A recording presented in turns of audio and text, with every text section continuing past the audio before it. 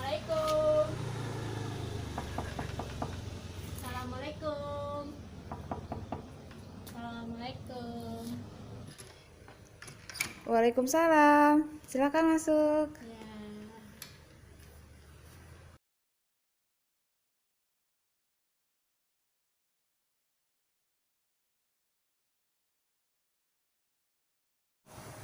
Assalamualaikum, Mbak. Ya, waalaikumsalam Bu. Ini saya Syifa yang tadi nge-WA. Oh, Mbak Syifa yang tadi WA ya? Iya Bu. Oh, bagaimana kabarnya, Mbak? Alhamdulillah Bu baik. Alhamdulillah. Mbak kesini atas dasar rekomendasi atau emang dari tempat untuk konseling? Emang lagi nyari Bu, dan kebetulan teman ada yang merekomendasiin. Oh, gitu. Alhamdulillah. Iya, betul. Di sini tempat untuk konseling. Dan nanti saya sebagai konselornya gitu yang akan membantu permasalahanmu. Sebelumnya saya izin perkenalkan diri ya, Mbak. Nama saya Komika Konsel. Mbak bisa panggil saya Komika atau Ibu Komika. Oke? Iya Bu. Mbak Syifa tinggal di mana? Di PCI Bu. Oh, PCI. Berarti tadi kesini apa? Naik motor? Iya Bu, naik motor diantar sama kakak. Sekalian mau berangkat kerja. Oh, begitu.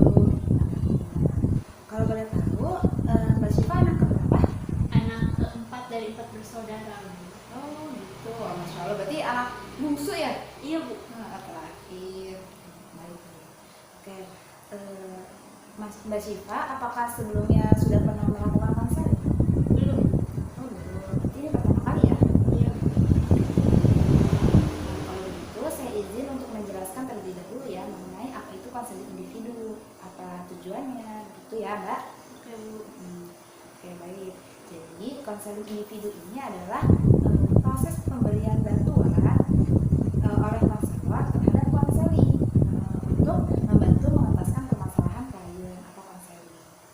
Nah, tujuannya itu tadi untuk membantu mengentaskan permasalahan, selain itu untuk memandirikan klien juga.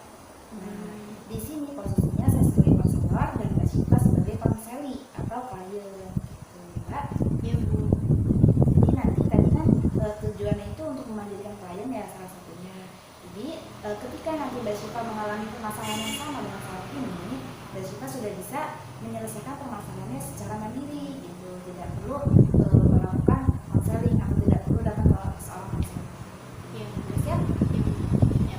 Ada yang mau ditanyakan dulu sebelum berlanjut? Enggak Bu. Selanjutnya kita akan saya akan menjelaskan mengenai asasnya, ya, asas dalam konseling. Pertama ada asas kerahasiaan. Jadi asas kerahasiaan ini kita atau seorang konselor tidak akan mengumbar-umbar atau tidak akan menceritakan permasalahan atau rahasia dari seorang klien atau seorang konselor itu. Jadi rahasia Mbak Syifa akan terjaga, akan kami tutup rapat-rapat. Jadi Mbak Syifa tidak perlu takut rahasianya akan terumbar. Oke? Apakah sampai sini Mbak Syifa sudah bisa percaya kepada saya? Iya Bu, bisa. Alhamdulillah ya kalau gitu. Selanjutnya ada asas sukarela. Ya, jadi sukarela ini Mbak Syifa dengan sukarela untuk menceritakan permasalahannya kepada konselor tanpa ada paksaan. Ya. Apakah Mbak Syifa dengan sukarela menceritakan permasalahannya kepada saya atau ada paksaan dari orang lain? Enggak Bu, suka. Sukarela ya. Alhamdulillah kalau begitu. Oke, selanjutnya ada asas keterbukaan. Nah, di sini pun Mbak Syifa diharapkan terbuka dalam menyampaikan permasalahannya sehingga harapannya konseling pada hari ini dapat berjalan dengan lancar. Ya, jadi bisa mendapatkan apa yang diharapkan. Oke? Jadi ketika Mbak Syifa nanti dengan terbuka menyampaikan permasalahannya, saya pun bisa membantu dalam respon Mbak Syifa. Gitu ya. Iya Bu. Oke, selanjutnya ada asas keputusan terakhir ada di tangan klien. Jadi nanti ketika konseling ini sudah selesai, Mbak Syifa berhak atau keputusan itu ada di tangan Mbak Syifa sebagai seorang klien. Jadi apakah Mbak Syifa mau menerima atau menolak, apakah Mbak Syifa mau melaksanakan atau tidak melaksanakan, itu ada di keputusannya di Mbak Syifa.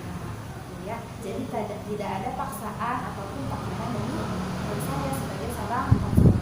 Itu ya Mbak Syifa. Apakah ada yang mau tanyakan sampai sini? Nggak ada. Tidak ada. Oke, begitu. Oke, baik Mbak Syifa, sudah paham ya tadi mengenai yang saya jelaskan ya. Oke, Mbak Syifa sudah percaya kepada saya? Iya Bu. Mbak Syifa sudah dengan sukarela dan terbuka untuk menyampaikan masalah kepada saya.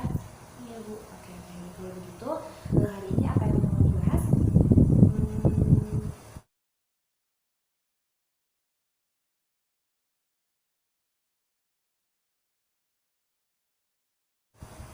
Jadi gini Bu, awalnya itu saya orangnya periang dan senang ikut berorganisasi. Terus saya tuh diberikan banyak tanggung jawab seperti menjadi sekretaris, BJ atau sampai ketua. Awalnya saya senang-senang aja, namun lama-kelamaan saya jadi kayak merasa cemas, khawatir, takut gitu Bu. Oh begitu. Kalau boleh tahu, itu rasa cemas, tertekan, dan takutnya itu karena apa Mbak? Atau bagaimana? Jadi kan di organisasi itu banyak tugas yang sementara kuliah saya juga banyak tugasnya gitu. Tapi kan saya sering ditanyain gitu ya kayak progres tugasnya apakah udah jadi atau belum, gimana gitu. Sementara saya juga kayak pengen fokus kuliah juga Bu, ngerjain tugas kuliah saya. Kalau boleh tahu, Mbak Syifa semester berapa kuliahnya? Semester 7 Bu. Semester 7. Iya, kan di semester 7 ini juga saya udah tugasnya udah mulai laporan dan skripsi kan Bu. Dan saya juga ada jadwal bimbingan dengan dosen pembimbing. Sementara organisasi juga banyak mengadakan rapat. Jadi saya tuh khawatir tidak bisa mengerjakan tugas saya dengan maksimal. Itu Mbak Syifa kalau bimbingan itu berapa kali dalam sepekan?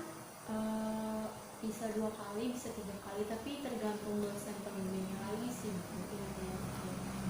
Oke, kalau mengenai organisasi, Mbak Syifa ikut berapa organisasi? Sebenarnya cuma satu Bu, cuman kan di organisasi itu saya banyak dari PP itu kan. Jadi juga saya juga banyak Bu.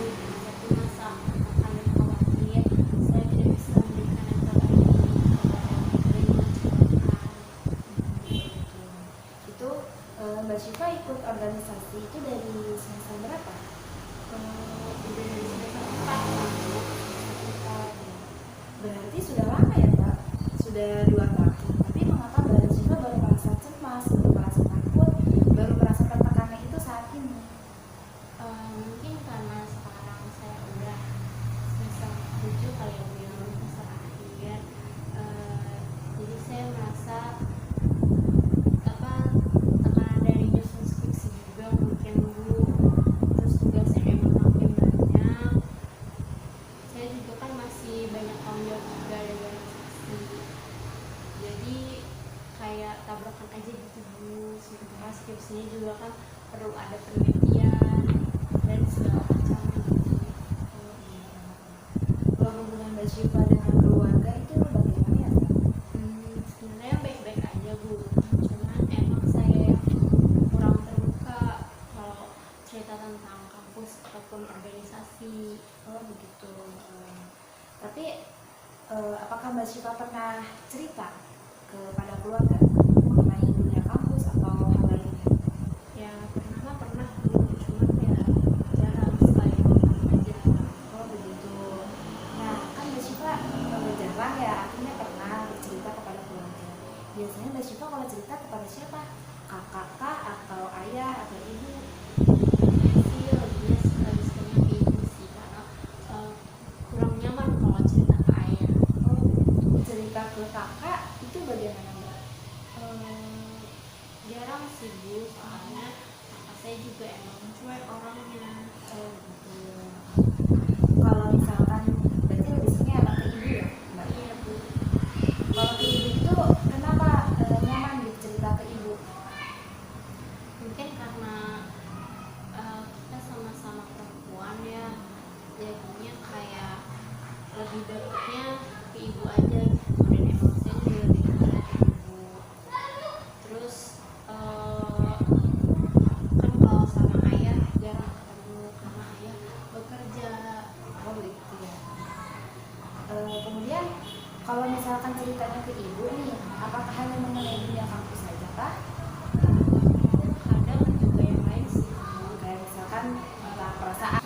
Syifa sudah menceritakan persoalan ini kepada ibu?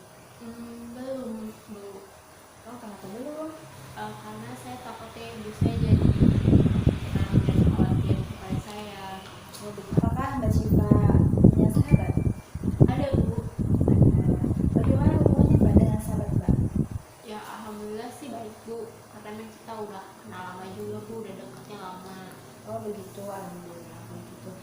Berapa lama tuh Mbak? Dari kelas 1 SMP, Bu. Oh, dari kelas 1 SMP, sudah lama berarti ya Mbak? Iya, Bu. Mudah-mudahan persahabatannya langgeng ya Mbak. Iya, Bu. Iya, Bu. Oke, baik. Selanjutnya apakah Mbak Syifa juga punya teman yang apa ya, kalau bahasa ngetrennya sekarang mah segeng lah atau sekelompok gitu Mbak? Oh, ada, Bu. Kita Oh, bagaimana tuh hubungan Mbak dengan sahabat dengan pertemanan Mbak itu? ya alhamdulillah sih baik, Bu. Cuman ya saya sama mereka lebihnya ke kayak temen nongkrong di kampus aja, kayak kita lagi makan di kantin gitu, Bu. Belajar bareng kan gitu ya? Hmm, Apakah Mbak Syifa cerita juga mengenai permasalahan Mbak ini kepada mereka? belum, Bu, karena kita udah jarang ketemu. Eh, Terus kita juga kayak karena jarang ketemu jadinya udah nggak seakrab dulu. Oh gitu. Apakah Mbak Syifa sudah cerita kepada teman-teman Mbak, sahabat Mbak mengenai permasalahan Mbak ini? Belum sih, Bu, karena sekarang kita udah jarang ketemu aja, jadi saya merasa kita udah nggak sedekat dulu. Saya merasa kayak mereka tuh ngejauhin saya, Bu. Oh begitu. Kenapa mereka menjauhi Mbak? Nggak tahu sih, Bu, cuma saya kayak sekedar takut aja buat cerita ke mereka. Apakah Mbak Syifa sudah pernah menanyakan hal itu kepada mereka? Mengapa mereka menjauhi Mbak? Belum, Bu. Oke, belum ya. Oke, baik.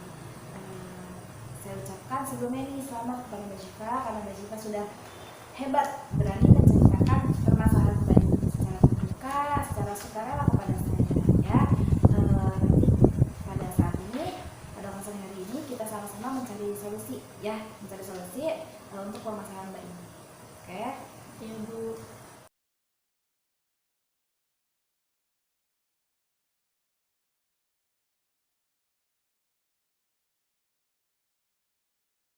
Oke, Mbak Syifa, selanjutnya kita masuk ke tahap inti dari konselnya ya. Ini, Bu. Jadi di sini kita akan fokus pada permasalahan Mbak, ya. Jadi permasalahan Mbak di sini ada dua ya Mbak. Pertama mengenai Mbak tidak sulit, sulit untuk mengatur waktu atau membuat penjadwalan mengenai aktivitas kuliah dan aktivitas organisasinya. Begitu ya Mbak ya. Iya, Bu. Ya, oke. Yang permasalahan kedua yakni Mbak Syifa merasa atau berasumsi negatif terhadap teman-teman Mbak yang Mbak Syifa ini merasa mereka menjauhi Mbak. Padahal Mbak Syifa pun nggak tahu apa alasan mereka menjauhi Mbak, dan Mbak Syifa juga nggak berani untuk menanyakan kepada mereka mengapa mereka menjauhi Mbak. Begitu ya Mbak ya. Iya, Bu.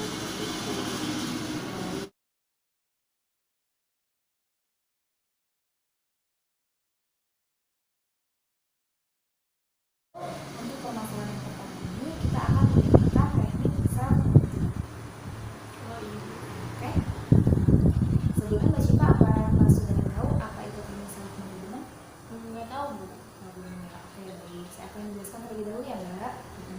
Jadi teknik self management ini adalah salah satu teknik dalam pendekatan behavior. Nah, yang mana teknik ini dia berfokus pada perubahan tingkah laku individu manusia. Jadi tujuan dari teknik self management ini adalah untuk merubah tingkah laku konseli yang dianggap merugikan orang lain. Iya, Bu. Oke, dapat dipahami ya Mbak ya? Iya, Bu. Oke, siap. Sebelumnya saya izin mengambil alat.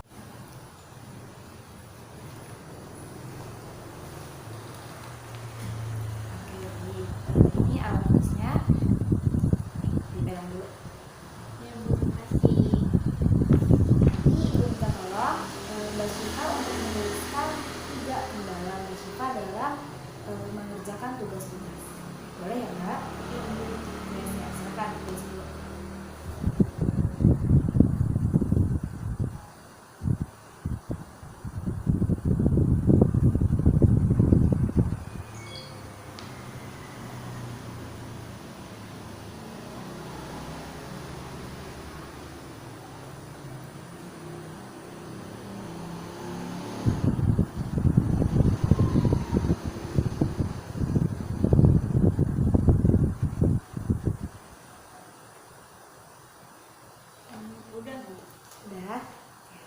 Coba Ibu boleh lihat ya. Ini Bu.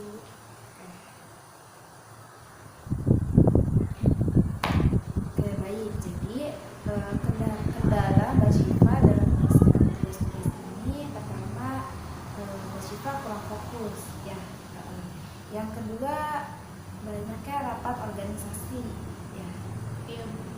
Yang ketiga ada fasilitas. Nah, kalau kita lihat nih ya, dilihat dari poin 1 dan 2 ini, kurang fokus dan rapat organisasi, nanti kita coba atasi dengan membuat penjadwalan kalau enggak. Jadi nanti untuk poin 1 dan 2 ini kita coba menggunakan penjadwalan ya. Untuk yang ketiga, poin ketiga ini dirasa dia bisa setelah poin 1 dan 2 ini sukses diselesaikan. Sebelumnya apakah Mbak Syifa sudah pernah membuat penjadwalan aktivitas kegiatan?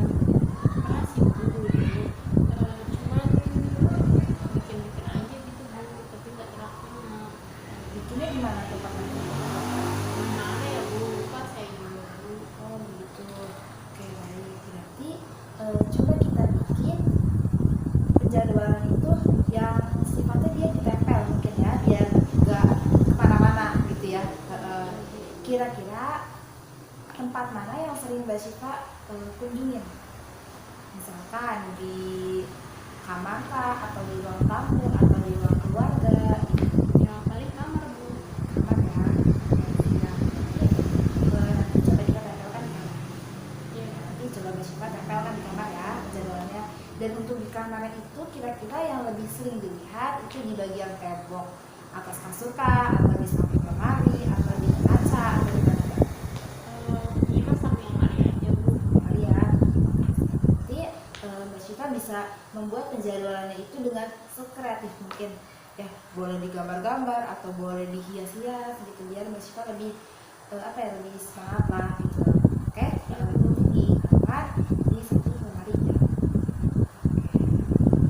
Oh iya nih Mbak Syifa, sebelumnya apa nih yang membuat Mbak Syifa ini termotivasi dalam mengerjakan tugas-tugas? Nanti saya boleh minta tolong dituliskan ya Mbak di sini. Oh iya. Coba Mbak Syifa tolong tuliskan nih 3 motivasi yang membuat Mbak Syifa ingin gitu, motivasi Mbak dalam menyelesaikan tugas-tugasnya.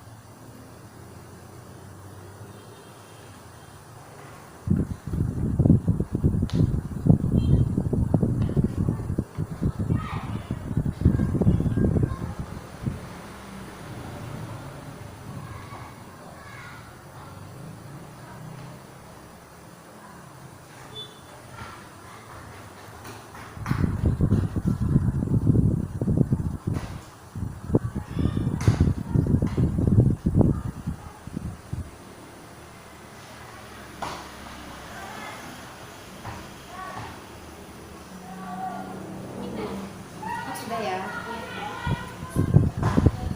Baca ya. Jadi motivasi Mbak Syifa dalam menyelesaikan tugas-tugas ini, pertama deadline yang mepet ya. Kedua, teman-teman yang sudah menyelesaikan tugas, dan yang ketiga ini ada self reward. Untuk poin yang kedua nih, teman-teman yang sudah menyelesaikan tugas ini maksudnya bagaimana ya Mbak? Jadi kan kalau misalnya kita ada tugas, kita kan pasti kayak nanya, ada aja yang nanya gitu. Nah, saya biasanya kalau belum tugas saya nanya udah selesai belum ya. Karena temen saya pada udah tuh, jadi saya juga ke bawah ikut cepet-cepet ngerjain tugas. Ikutan segera selesai juga gitu ya Iya Mbak? Bu. Oke. Kalau misalnya gitu berarti bisa lah ya. Oke, kalau misalkan begitu tadi kita coba dengan membuat penjadwalan terlebih dahulu ya Mbak ya. Jadwal kegiatan gitu Bu. Iya betul, jadi kegiatan perkuliahan Mbak, penjadwalan kayak bimbingan skripsi kah atau lain sebagainya. Oh iya iya. Sama penjadwalan organisasi, misalkan Mbak pada bulan ini mau mengadakan event tanggal sekian gitu, ataupun penjadwalan rapat organisasi yang akan Mbak lakukan. Iya Bu. Oke siap ya. Tadi di dalam kamar, di samping rumah ya. Iya Bu. Nanti kalau misalkan Mbak Syifa sudah melaksanakan tugas dari saya, Mbak Syifa boleh difoto nanti ya, dikirim ke WA saya. Oh iya Bu. Oke, siap. Iya Bu, siap.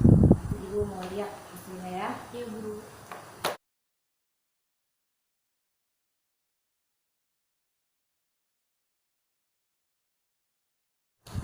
Oke, baik. Alhamdulillah nih untuk yang permasalahan pertama, alhamdulillah kita sudah mendapatkan solusinya. Ya. Apakah Mbak Syifa bersedia untuk melaksanakan tadi tugas dari solusi yang pertama? Iya Bu, bersedia. Oke, siap. Alhamdulillah gitu. Nah, untuk yang pertama kedua ini kita akan menggunakan teknik latihan asertif. Ya. Sebelumnya Mbak Syifa sudah pernah tahu apa itu teknik latihan asertif? Nggak tahu Bu. Belum ya, oke. Ibu menjelaskan dulu ya. Iya. Jadi teknik latihan asertif ini adalah teknik yang digunakan untuk melatih keberanian individu dalam mengekspresikan perilaku yang diharapkan. Iya. Jadi nanti pada teknik kali ini Ibu akan memberikan tugas kepada Mbak Syifa untuk Mbak Syifa memberanikan diri berbicara atau menceritakan permasalahan Mbak kepada teman-teman Mbak gitu. Mengapa mereka menjadi oke? Iya Bu. Apakah Mbak Syifa siap untuk melakukannya? Iya Bu, nanti saya coba. Oke, baik. Semuanya ya, siap ya? Iya Bu. Oh iya nih, ada satu lagi nih tugas buat Mbak Syifa.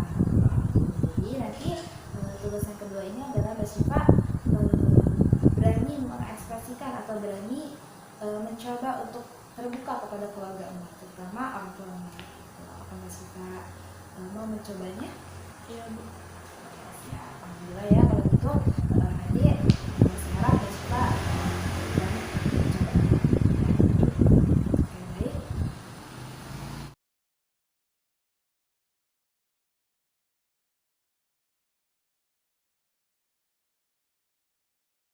Oke, baik. Alhamdulillah nih kita sudah sampai pada tahap akhir dalam konseling, ya, Mbak.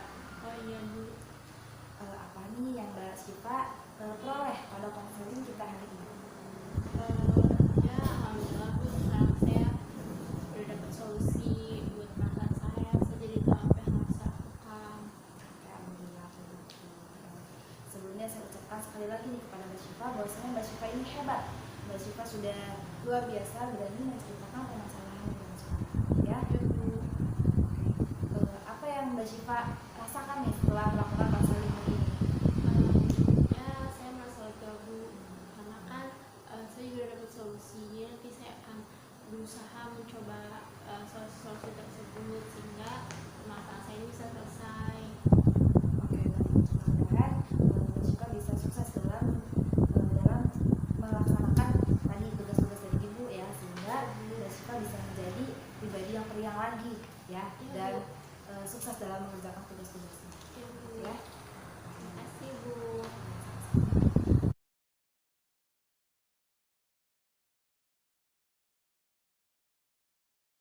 Oke, baik.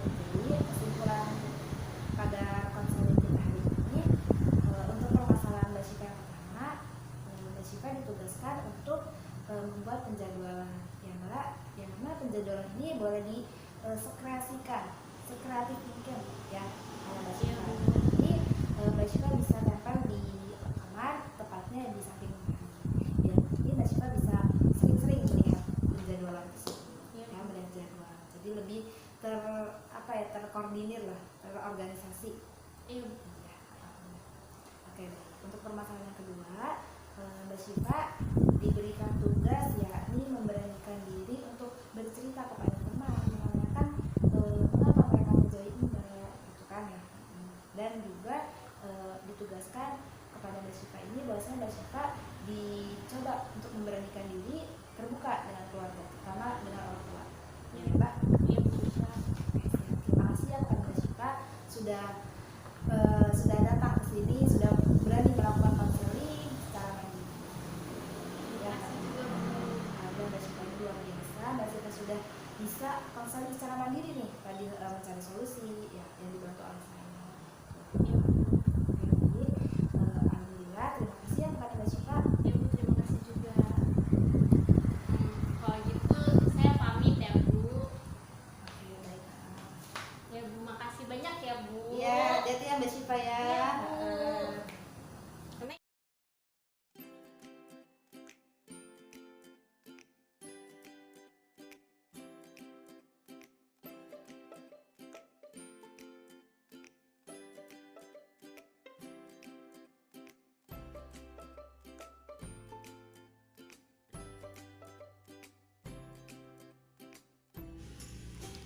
Assalamualaikum Mbak Syifa. Alhamdulillah kita ketemu lagi ya Mbak di konseling pertemuan kedua ini. Waalaikumsalam. Alhamdulillah, iya Bu.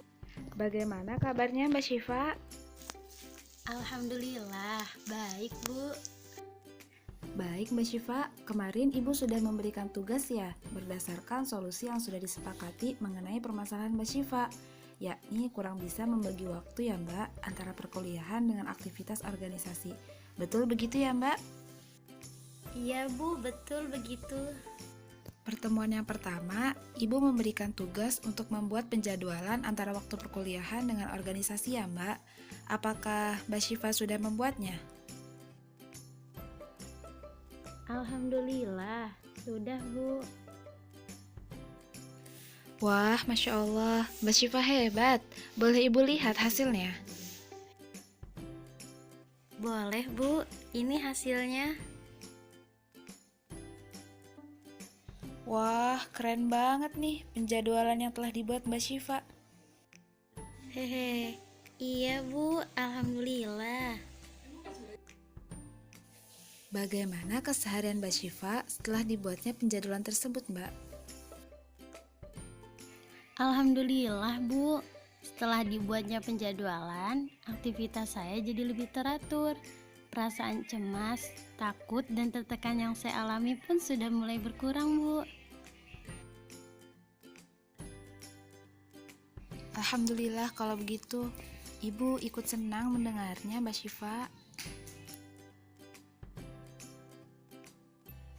Iya Bu, saya pun senang. Ya, walaupun belum berubah 100%, tapi setidaknya saya sudah merasa lebih baik dari sebelum melakukan konseling dengan Ibu. Iya, Mbak Syifa, tidak apa-apa. Pelan-pelan saja.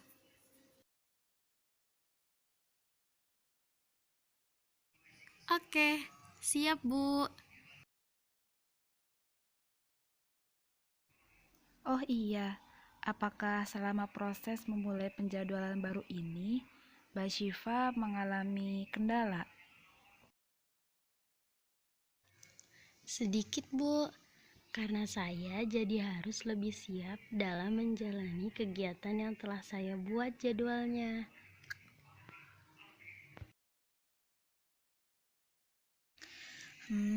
Oke.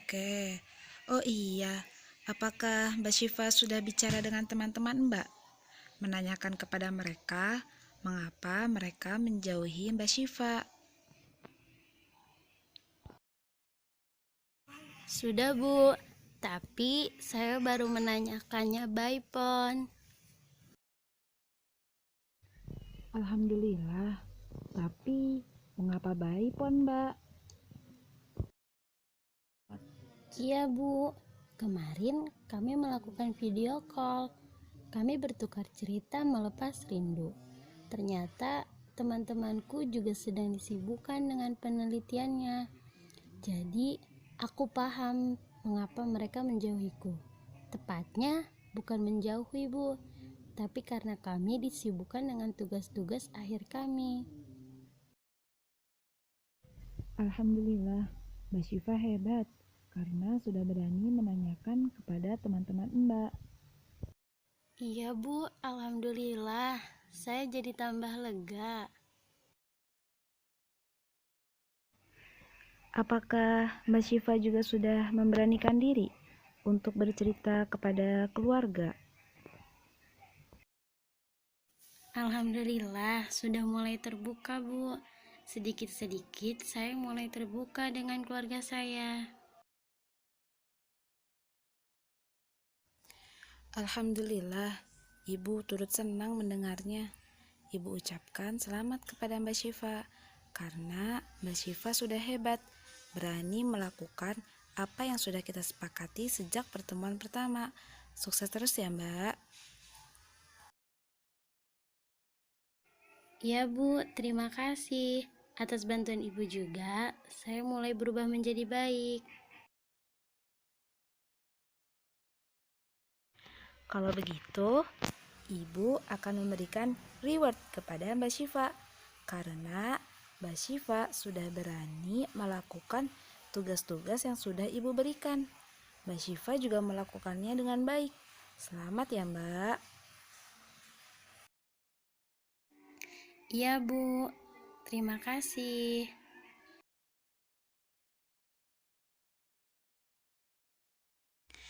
Mudah-mudahan Mbak kelak bisa menjadi periang lagi dan juga kelak Mbak bisa menjadi mandiri dalam menuntaskan tugas-tugas kuliah dan organisasi ataupun menuntaskan permasalahan yang sama dengan saat ini. Semangat ya, Mbak.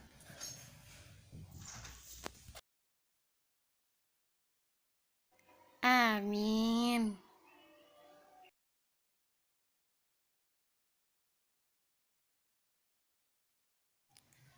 Oke, baik. Untuk pertemuan kedua ini, Ibu cukupkan ya, mengingat waktunya sudah habis.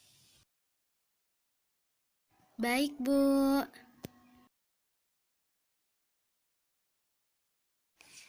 Apa yang Mbak Syifa peroleh pada pertemuan kedua ini?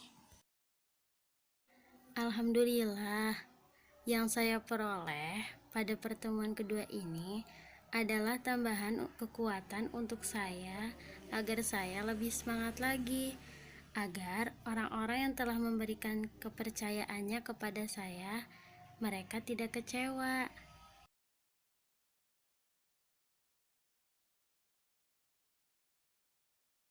Bagaimana perasaan Mbak setelah melakukan konseling pada hari ini?